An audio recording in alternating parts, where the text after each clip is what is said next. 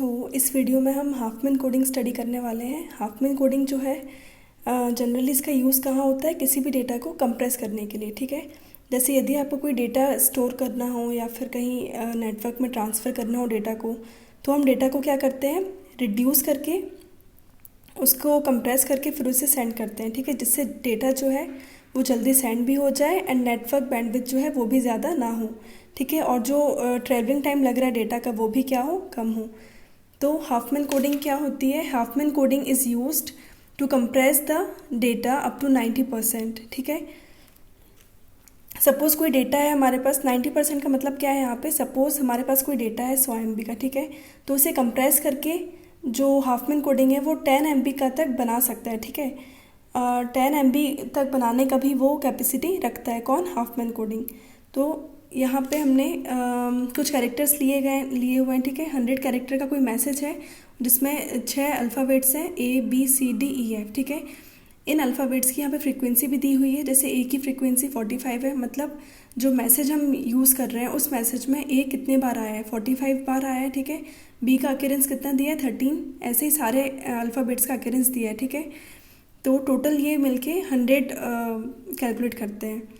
और जो Hopman coding होता है वो जनरली वेरिएबल लेंथ का यूज़ करता है। ठीक है, तो वेरिएबल लेंथ कैसे वो आइडेंटिफाई करता है, उसके लिए हम एक ट्री कंस्ट्रक्ट करेंगे। ठीक है, तो जो इन अल्फ़ाबेट्स का यूज़ करके ही हम ट्री बनाएंगे। तो सबसे पहले हम क्या करेंगे, इन अल्फ़ाबेट्स का जो फ्रीक्वेंसी है ये 45, 13, 12, 16, 9, 5, इनको हम असेंडिंग ऑर्डर में इंक्रीज़ कर लेंगे। ठीक है, असेंडिंग ऑर्डर में हम अरेंज कर लेंगे। ठीक है, तो जैसे यहाँ पे मैंने असेंडिंग ऑर्डर में अरेंज किया है, ये देखिए सॉर्टिंग कर दी मैंने फ्रीक्वेंसी बेसिस पे। ठीक है, इसमें क्या था, सबसे पहले जैसे यहाँ पे सबसे छोटी फ्रीक्वेंसी कौन सी थी, 5F की थी, तो यहाँ मैंने F5 ले लिया है।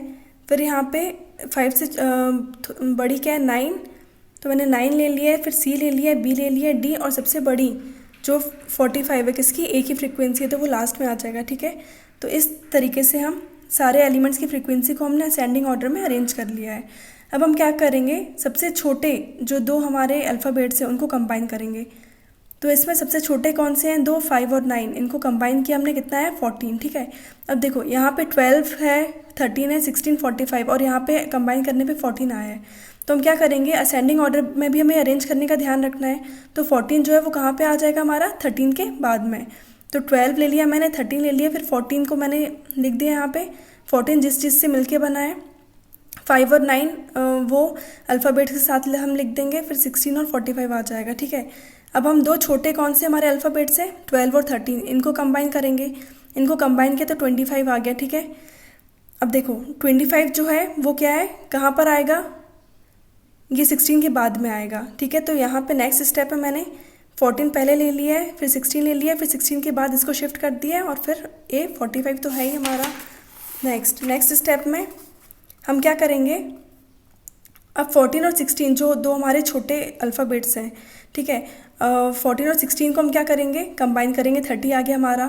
अब यहाँ पे 25 बचा और 45 बचा, तो 30 कहाँ जाएगा, 25 के बाद में शिफ्ट कर देंगे हम, तो 25 आ जाएगा, फिर 30 और फिर 45। ठीक है, अब 25 जिससे कॉम्बिनेशन था वो लिख देंगे। ठीक है, इसके बाद हम क्या करेंगे, दो छोटे कौन से हैं इसमें से, 25 और 30, इनको कंबाइन करेंगे तो क्या आएगा हमारा, 55। ठीक है, 55 आ गया। 55 किस से मिलके बना, 25 और 30। ठीक है, 55 आ गया, और लास्ट क्या बचा हमारा, 45, तो 45 पहले आ जाएगा और 55 बाद में आ जाएगा। ठीक है, इसके बाद लास्ट में हमारे ये दो बचे हैं, 45 और 55, इन दोनों को कंबाइन कर देंगे। तो देखिए हमारा क्या आ गया, 100 आ गया। इनको कंबाइन किया तो 100 आ गया हमारा, तो 100 45 और 55 से मिलके बना था, और 55 का ट्री तो है ही पूरा।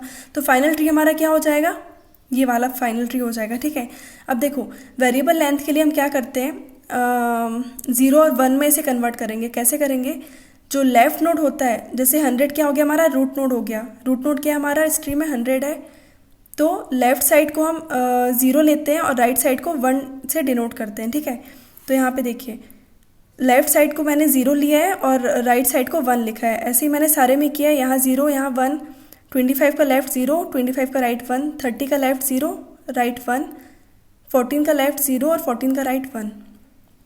इस तरीके से लिखने के बाद 10 के फॉर्म में लिखने के बाद मैंने एक टेबल बनाई है जहाँ पे एक साइड कैरेक्टर है और दूसरे साइड क्या है, एनकोडिंग है।